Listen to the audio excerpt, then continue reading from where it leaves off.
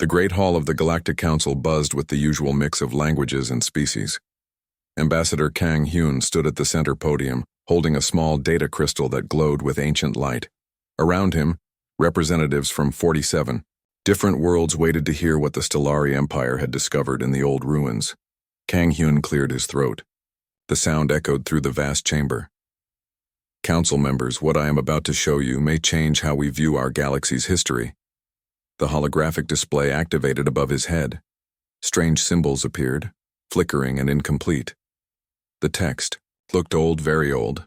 Some parts were missing, eaten away by time and cosmic radiation. These fragments were found by our archaeologist Lee Nari in the ruins of the predecessor civilization. The site is over 10,000 years old. Kang Hyun paused, watching the faces around him.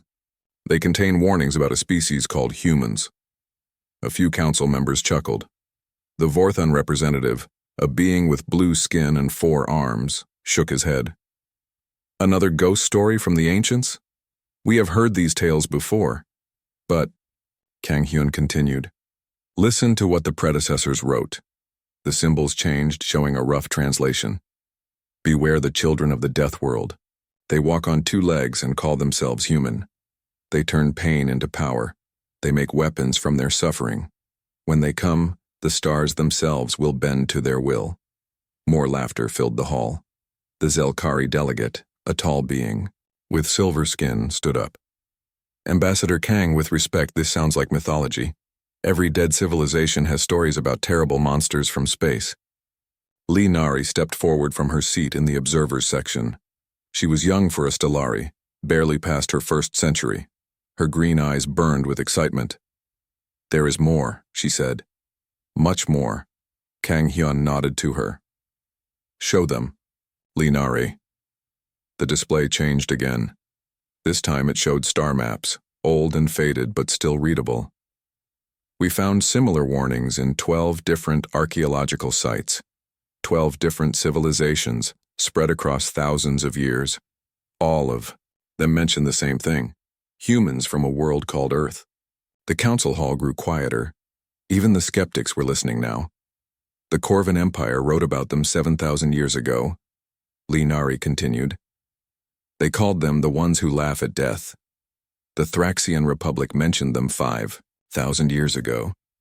They said humans could survive in space without protection, that they could eat poison and grow stronger.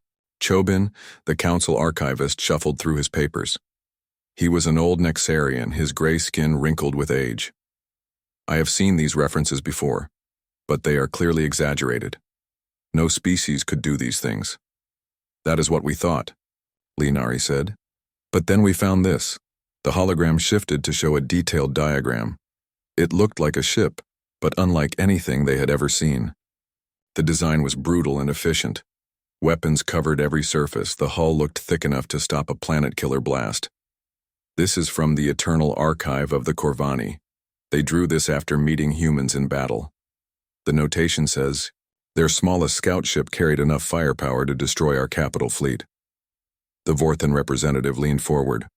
Impossible. No single ship could carry that much weaponry and still fly. The Corvani thought the same thing. Kangi, Hyun replied, until they met the humans. According to their records, the battle lasted exactly 47 minutes. The human ship was outnumbered 1,000 to 1. It won. Silence filled the great hall. Even the translation devices seemed to pause. There is more, Lee Nari said, softly. The Corvani described the human crew. They said the humans never showed fear. When their ship was damaged, they cheered. When they were wounded, they fought harder.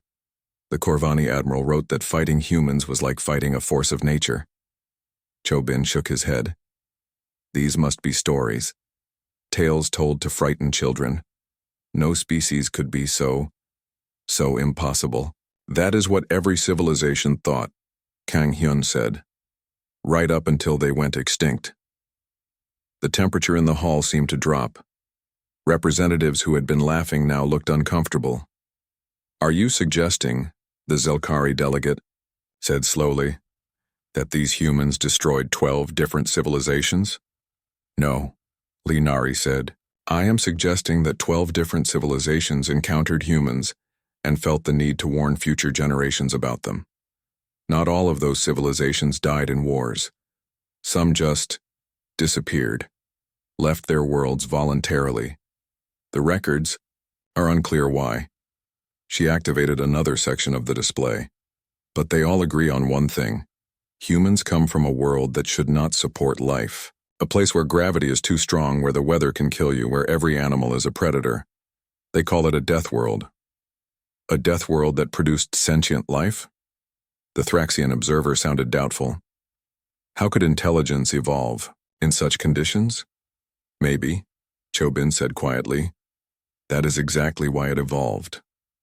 The hall fell silent again. The idea was disturbing. Most intelligent species came from gentle worlds, places where cooperation and peace were rewarded. The thought of intelligence evolving in constant danger was unsettling. Kang Hyun looked around the chamber. 3 days ago, our deep space monitors detected unusual energy signatures at the edge of the galaxy. The patterns matched descriptions from the ancient texts. What are you saying? The Vorthan representative asked. I am saying the humans may no longer be legend. Linari pulled up one more display. It showed a real-time image from the outer rim. Sensors. In the darkness of space, something glinted. Something metallic and artificial. The energy signature is moving toward the galactic core, she said. At a speed that should be impossible for any known drive system. The council members looked at each other. Fear was beginning to replace skepticism. What do we do? Someone asked. Kang Hyun closed the display. We prepare, and we hope that 10,000 years of warnings were just stories told by frightened primitives. But in his heart he knew better. The ancients had never been wrong before.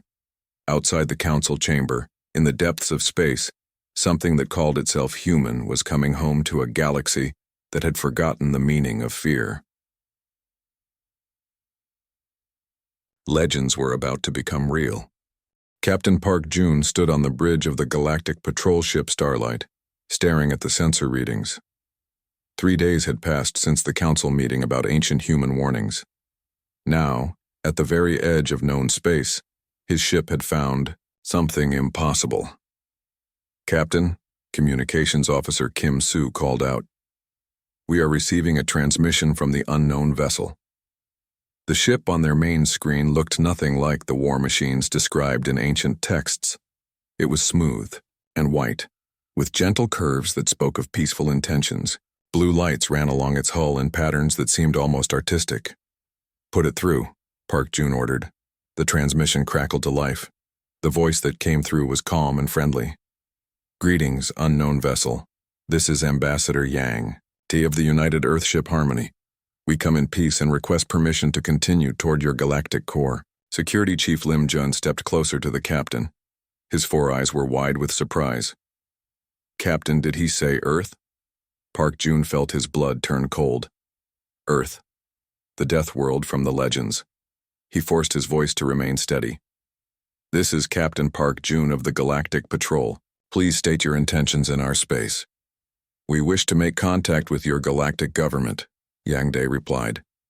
We have been observing your civilizations for some time, and believe it is time for formal introduction. Observing us? Kim, Sue whispered. For how long? Park Jun activated a private channel to his crew. All hands, this is the captain.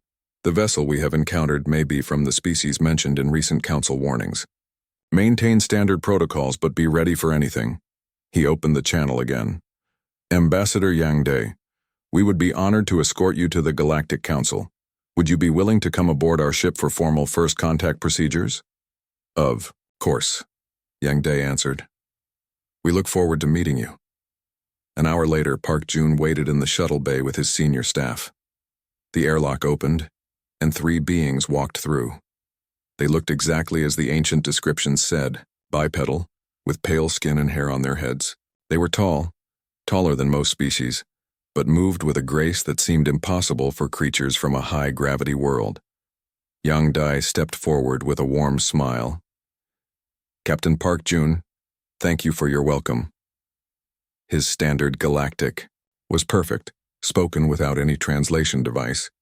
Behind him came a female who introduced herself as Choi Min, their scientist.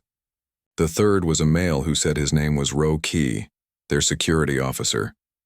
All three seemed relaxed and curious, not like the terrifying warriors from legend. "Please," Park Jun said. "Join us in the conference room." As they walked through the ship, Park Jun noticed small things that made him uncomfortable. When they passed through a section where artificial gravity was slightly weaker, the humans did not adjust their step. They continued walking as if nothing had changed. When Kim Soo accidentally spilled hot tea near Choi Min, she simply brushed off the drops that hit her arm. The liquid was hot enough to burn Stellari's skin.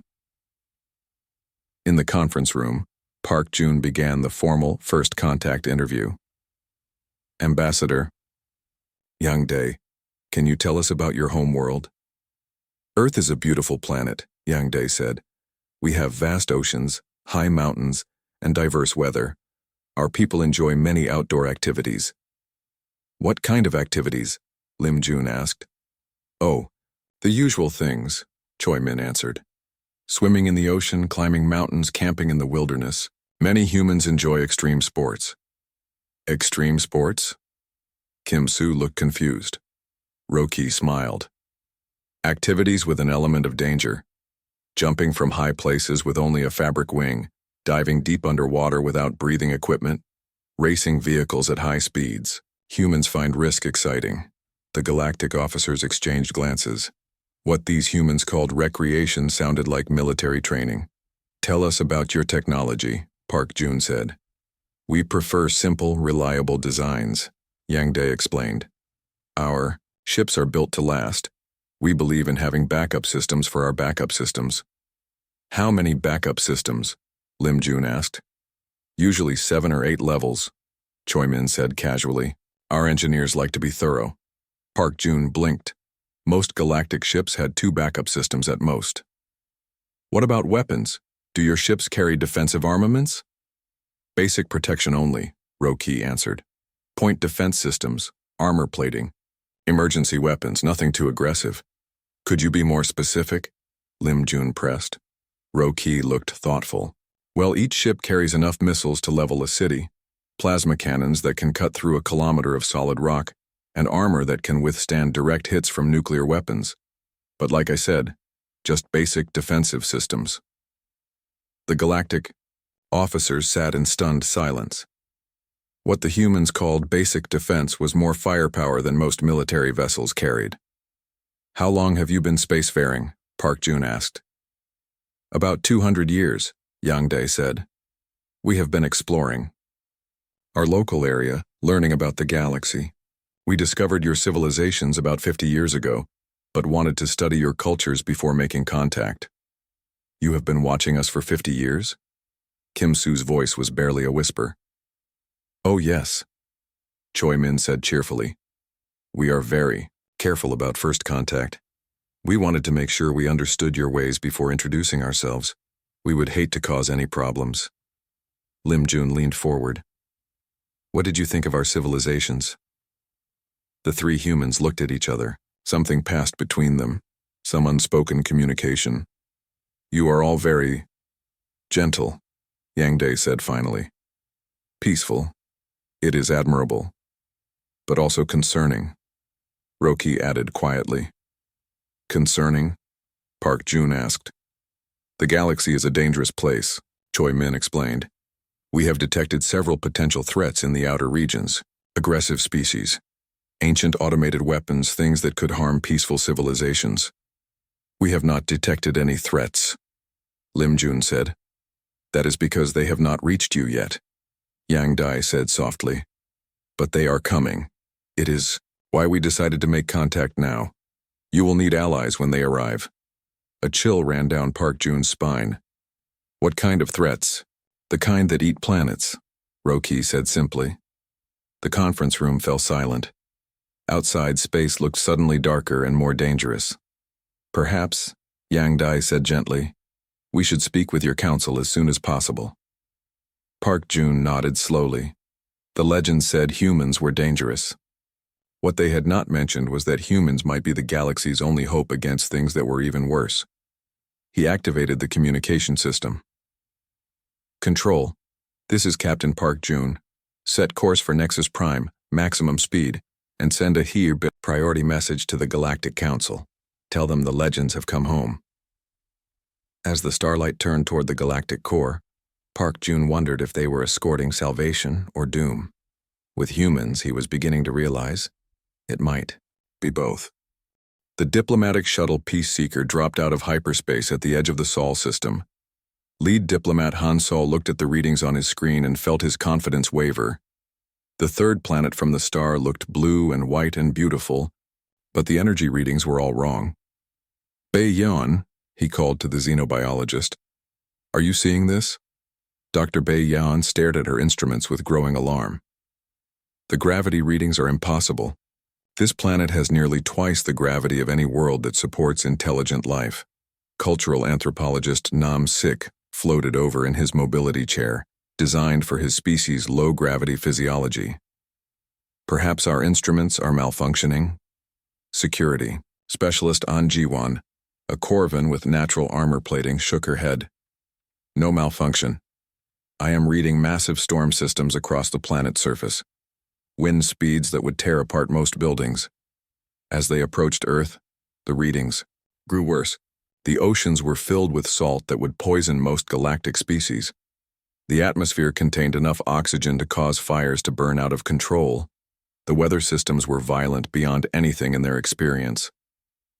How do humans survive on this world? Bei Yan whispered. Maybe they do not, An Jiwan said grimly. Maybe they conquer it daily. The human space traffic control guided them to a landing platform in a place called Geneva. As their shuttle descended, Han Sol watched the landscape pass below. He saw cities that stretched to the horizon, roads filled with fast-moving vehicles, and people, thousands of humans, walking around in the open air as if this death world was a pleasant garden. When the shuttle landed, Yang Day was waiting for them with several other humans. They wore simple clothes and carried no visible protection against their world's lethal environment. Welcome to Earth, Yang Day said as they disembarked. We hope you enjoy your visit. Han Sol stumbled as he stepped onto the platform. The gravity hit him like a physical blow. His legs, designed for a world with half Earth's pull, could barely support his weight. Around him, his team struggled with the same problem. Please do not worry, said a human female who introduced herself as Park Rin. We have prepared facilities to help you adjust. They were led to a building with adjustable gravity fields and atmospheric controls. Han Sol was grateful for the relief but also disturbed.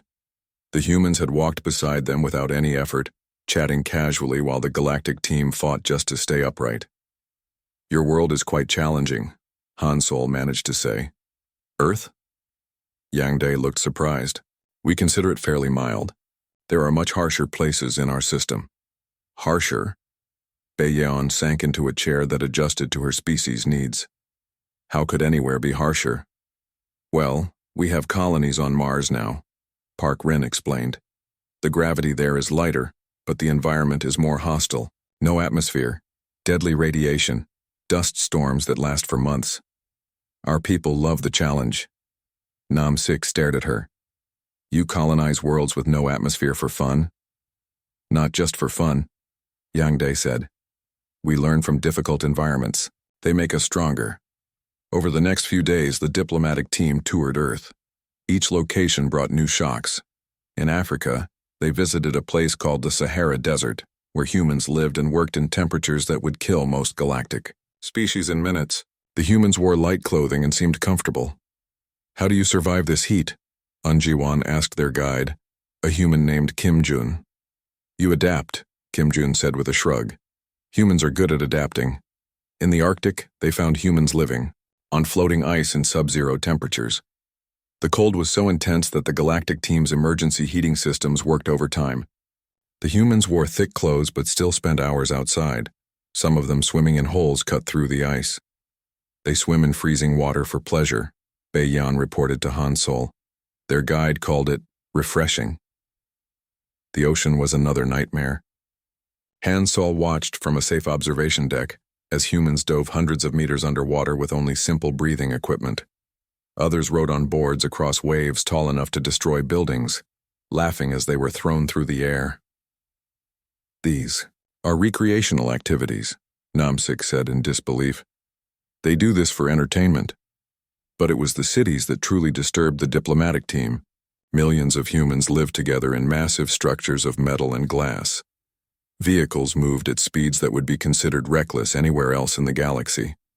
The noise levels alone should have driven the inhabitants insane. How do you maintain order? Han Sol asked their guide, a human named Libo. Order?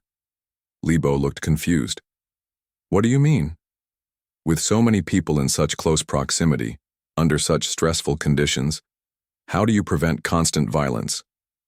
Oh, we have laws and police, Libo said. But mostly people just get along. Humans are social creatures. That evening, Han Sol and his team gathered in their protected quarters to compare notes. I have studied 17 different species, Namsik said, and I have never seen anything like this. Humans have evolved in conditions that should prevent the development of civilization. Worse than that, Bayon added. Their entertainment is military training. I watched a group of children playing something called tag. It was basically combat simulation. Their sports are terrifying, An Jiwan reported. I observed a game called football where armored humans deliberately collide at high speed. Another called boxing, where they hit each other until one falls unconscious. The crowds cheered. And they call these games, Han Sol said quietly. The next day, they were given a tour of human history museums. The Galactic team learned about wars that had lasted decades, disasters that had killed millions, and conflicts that had covered entire continents. Each display showed humans overcoming impossible odds through determination and innovation. Your species has endured remarkable hardships, Han Sol commented to their guide, a human historian named Cho Nam. Every species has challenges, Cho Nam replied. The key is learning from them. But your challenges would destroy most civilizations, Namsik protested. Cho Nam looked thoughtful. Maybe that is why we survived them. On their final day, Day took them to a military demonstration. The Galactic team watched as human soldiers ran through obstacle courses that would challenge powered vehicles. They carried equipment that outweighed most galactic species, moved through terrain that would stop most armies, and did it all while maintaining formation and communication. This is basic training, Day explained. Every human citizen completes similar programs. Every citizen? Han Sol asked weakly. Military service is voluntary, Day said. But physical fitness is part of our education system. We believe every human should be able to survive in challenging conditions.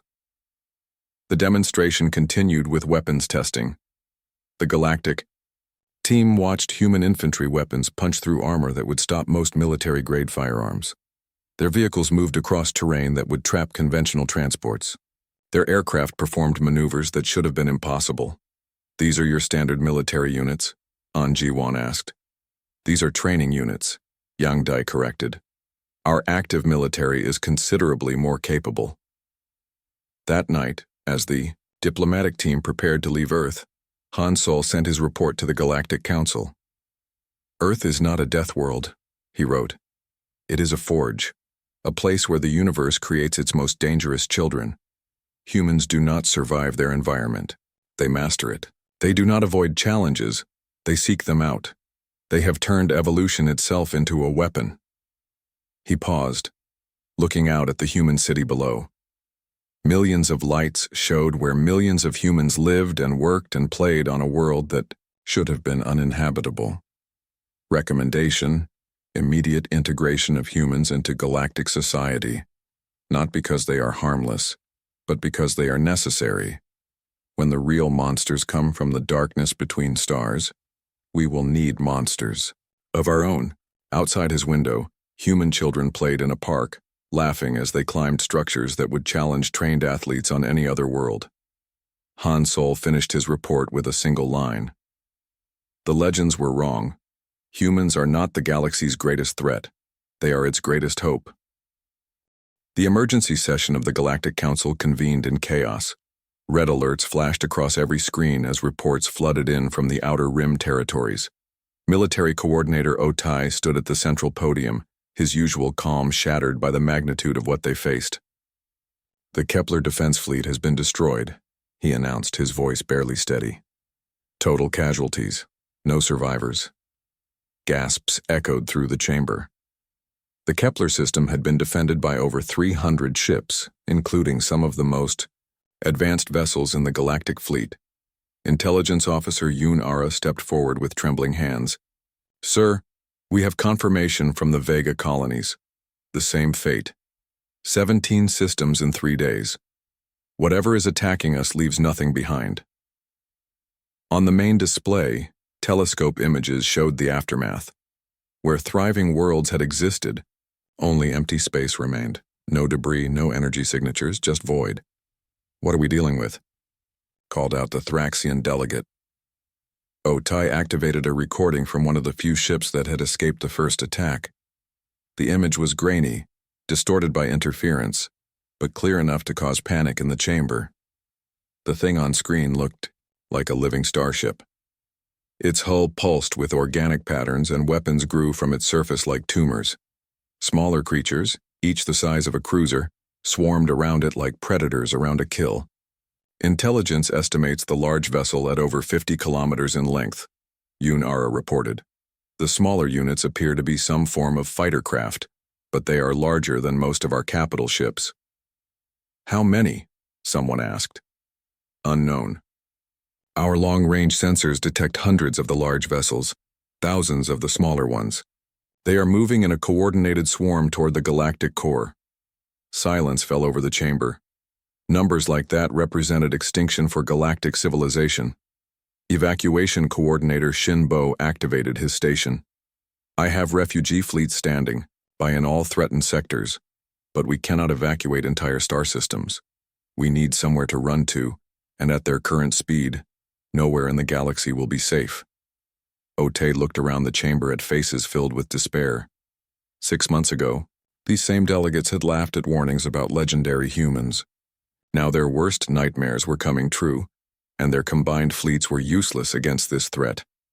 "There is one option," said a quiet voice. All heads turned to the observation deck where Yang Dae sat with the human delegation. The human ambassador stood slowly, his face grim. "The United Earth Defense Force has been monitoring the situation," Yang Dae said. "We are prepared to assist." Otai felt a flicker of hope, then doubt. "Ambassador, with respect, we have lost thousands of ships to these creatures. What can one system possibly do against such numbers?" Yang Dae looked at him with something that might have been pity. "Coordinator Otai, when we said we had been observing your galaxy for 50 years, what did you think we were looking for? Scientific data? Cultural information? Threats?" Yang Dae said simply. "We have been watching the dark spaces between galaxies for signs of exactly this kind of invasion. We have been preparing for it." Diplomatic Liaison Ku Jin stood up in the human section. "Our fleets are already moving to intercept. Admiral Jang Hoon requests coordinates for a strategic meeting." "Your fleets?" Otai asked. "How many ships do you have?"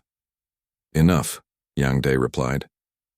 The next day, the combined galactic fleet assembled at Rally Point Sigma, a fortified asteroid field in neutral space.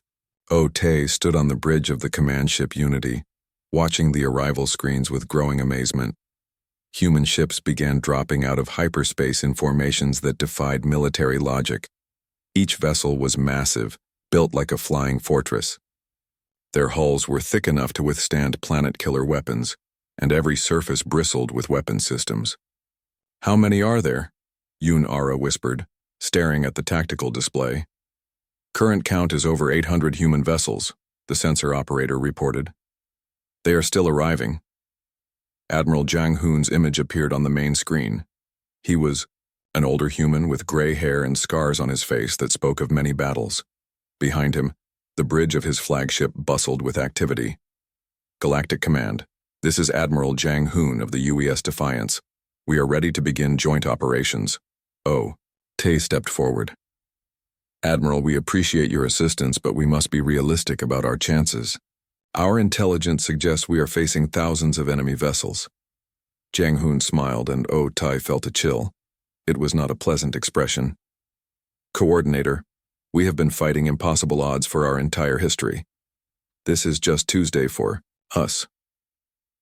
The human fleet formation was unlike anything in galactic military doctrine. Their ships moved in loose clusters that could split apart or come together as needed.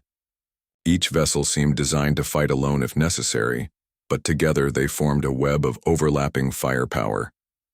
Their tactics are completely unconventional, military analyst Kim Wan reported to Otai. No standard formations, no predictable patterns. How do they coordinate? They adapt, Yang Dae said from his position as liaison. Human military doctrine is based on flexibility and improvisation. The first engagement came at the edge of the Proxima system. The Void Swarm, as intelligence had named it, arrived in a wave of organic horror. Creatures the size of cities emerged, from dark space, their hulls pulsing with alien life. The galactic fleet opened fire according to standard procedures. Energy beams and missiles struck the swarm vessels, causing minimal damage. Return fire from organic weapons tore through galactic shields like paper. Then the human fleet engaged. Oh. Tay watched in amazement as human ships moved like dancers through the battlefield. They did not fight in lines or formations. They swarmed. Like their enemies, each captain finding their own opportunities. Their weapons were different too, designed to punch through organic armor and disrupt biological systems. How are they doing that? Yunara asked. Watching a human destroyer take on 3 swarm fighters at once and win. Human weapons are designed for fighting biological targets, General So-Won explained through the communication link. We learned long ago that you cannot fight nature with conventional tactics. The battle raged for 6 hours. When it ended, the Void Swarm retreat left hundreds of their vessels destroyed. The galactic fleet had lost over half its ships, but the human fleet remained almost intact. How? Oh Tai asked Admiral Jang Hoon during the post-battle briefing. We cheat, Jang Hoon said simply. We do not fight fair. We do not follow their rules. We make them fight our kind of war. Over the following weeks, the pattern continued. The Void Swarm would attack with overwhelming numbers and terrifying weapons. The galactic fleet would suffer massive casualties. Then the human ships would arrive and turn the tide through tactics that should not have worked. They fight like the enemy, Shinbo observed after the Battle of Centauri. But somehow they do it better. That is because we learned from the best teacher, Yang Dae said, quietly. Who? Earth. Our planet taught us that survival requires becoming more dangerous than the things trying to kill you. As the war continued, Otai began to understand what made humans so effective. They did not just fight the swarm, they studied it, adapted to it, and found ways to turn its own strengths against it. When the swarm used biological weapons, humans created biological countermeasures. When the swarm swarmed, humans swarmed better. Request permission to engage the primary swarm cluster, Admiral Jang Hoon said during a strategy meeting. That cluster contains over 200 large vessels, Otai protested. Suicide. For you, maybe, Jang Hoon replied. For us, it is target practice. Otai looked at the human admiral and realized the truth. The galaxy had spent 10,000 years believing humans were monsters from legend. They had been wrong. Humans were not monsters. They were monster hunters, and they were very, very good at their job. The massive Void Swarm mothership hung in space like a cancerous growth, 50 kilometers of living nightmare. Around it, thousands of smaller bioships swarmed in patterns that hurt to watch. This was the heart of the invasion, the central intelligence that commanded the destruction of civilizations. Fleet Admiral Ryu Sang stood on the bridge of the UES Indomitable, watching the tactical displays with calm eyes. Around him, his command staff prepared for what every military expert in the galaxy called impossible.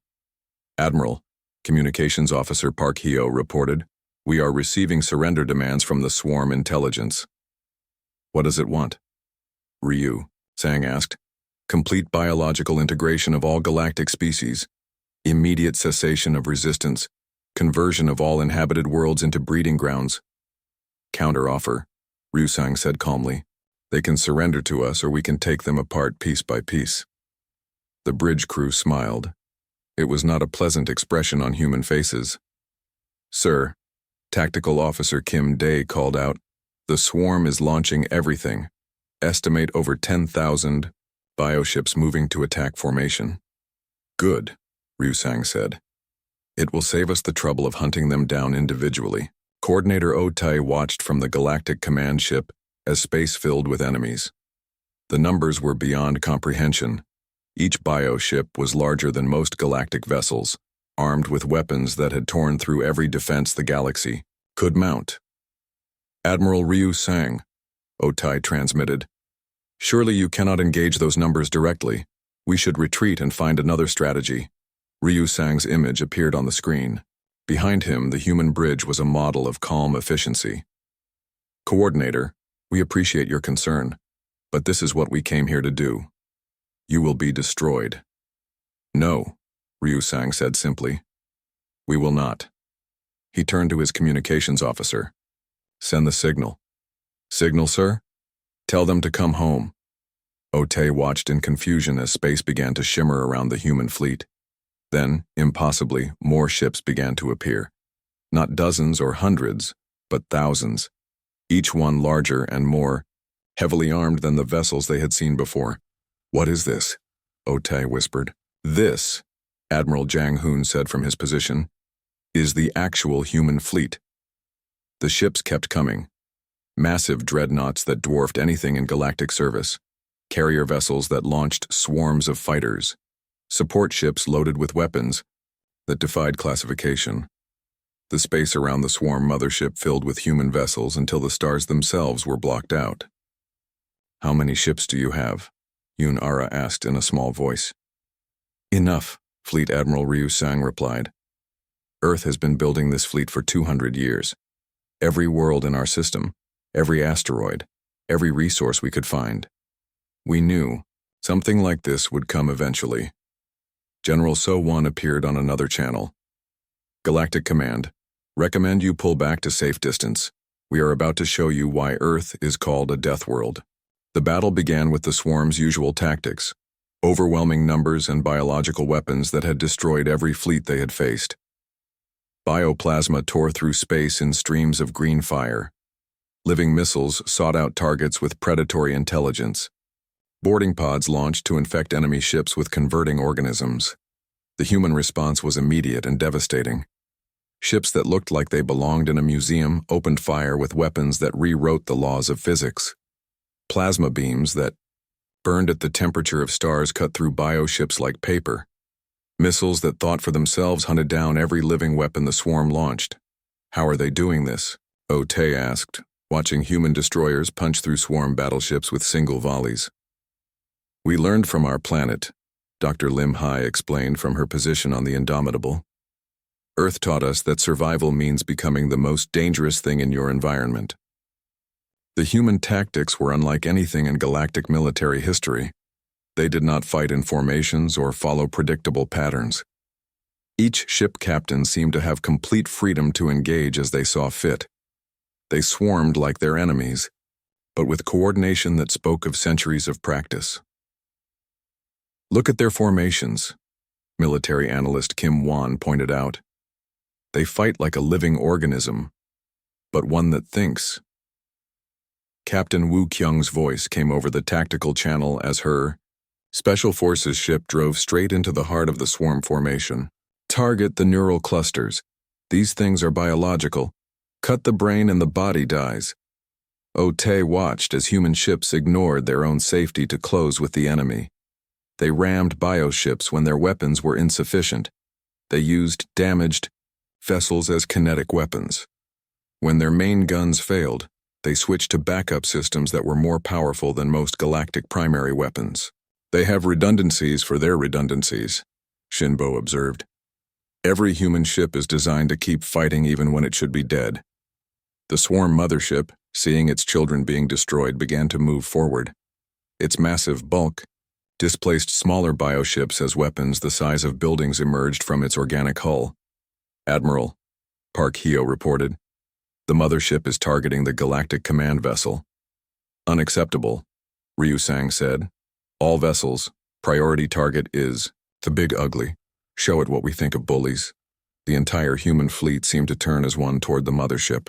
Thousands of ships, each one a masterpiece of destructive engineering, focused their attention on the swarm's heart. The weapons that emerged from human vessels defied understanding. Energy beams that folded space around themselves. Missiles that existed in multiple dimensions simultaneously. Kinetic projectiles that struck with the force of colliding planets. "What are those weapons?" Tai asked. "Prototypes," Dr. Lim Hai said calmly. "We have been developing them for situations exactly like this. When peaceful species face extinction, someone has to build the tools to save them." The mothership's defenses were incredible. Bio-armor that regenerated faster than most weapons could damage it. Shield systems that turned energy attacks into food. Weapons that fired living ammunition capable of independent thought. But human weapons were designed by a species that had spent millennia finding new ways to kill things that should not be killable. "Neural disruptors online," Captain Wu Kyung reported. "Biological systems shutting down across multiple sections. Quantum torpedoes armed," another captain announced. "Target's molecular structure destabilizing. Kinetic harpoons deployed," a third added. "Beginning surgical removal of command structures." Tai watched in amazement as the human fleet systematically dismantled the most powerful bioweapon ever encountered. They did not just destroy it. They studied it, learned from it, and developed countermeasures in real time. "How long have you been preparing for this?" Tai asked. "Since we looked up at the stars and realized we were not alone," Admiral Jang Hoon answered. "Humans always prepare for the worst-case scenario." The mothership began to break apart, its biological systems failing as human weapons found and destroyed every vital function. Around it, the smaller bioships lost coordination and began attacking each other as their controlling intelligence died. "Swarm fleet is fragmenting," reported Kim Dae. "Remaining units are retreating to dark space." "Let them go," Ryu Sang ordered. "They will spread word that this galaxy is protected." As the battle ended, Tai looked at the tactical display showing thousands of human ships maintaining perfect formation around the debris of the swarm fleet. Not one human vessel had been lost. "How?" he asked simply. "We cheat," Admiral Ryu Sang said with a slight smile. "We do not fight fair, we do not follow the enemy's rules. We make them fight our kind of war, on our terms with our weapons. And we never ever give up," General So Won added. "Humans have a saying, it is not over until we win." Dr. Lim Hai appeared on screen from her laboratory ship. The swarm was a biological weapon created by an extinct civilization to consume their enemies. It has been wandering the void between galaxies for millions of years, destroying everything it encounters. "And now?" Tai asked. "Now it is extinct," she said, simply. "Human countermeasures have infected every surviving fragment. Within days there will be nothing left of the swarm, but interesting biological samples for our researchers." As the human fleet began to disperse, returning to duties across the galaxy, Tai sent his final report to the Galactic Council. "The human fleet was not an armada," he wrote. "It was the immune system, the galaxy's own defense mechanism, created by evolution to protect against exactly this kind of threat. They do not fight like soldiers. They fight like antibodies, seeking out and destroying anything that threatens the organism they protect." He looked out at the peaceful stars, no longer dark with the shadow of extinction. Recommendation: permanent human integration into galactic defense systems. Not as allies, but as guardians. Let them watch the dark spaces between stars. When the next impossible threat emerges, they will be ready. In the distance, the human fleet disappeared into hyperspace, returning to their endless patrol of the galaxy's borders.